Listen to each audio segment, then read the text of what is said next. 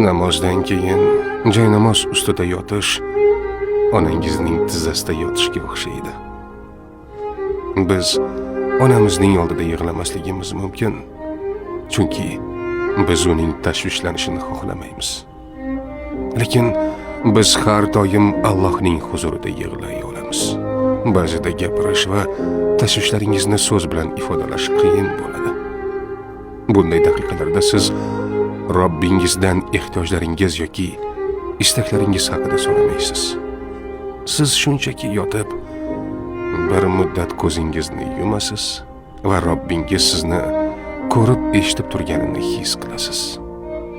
Bu sizning qalbingiz va ruhingiz uchun dunyodagi eng xavfsiz joy ekanligini his qilasiz. Alhamdulillah. Allohga qayting. Robbimiz hamma ishimizni yengillashtiradi. Inshaalloh.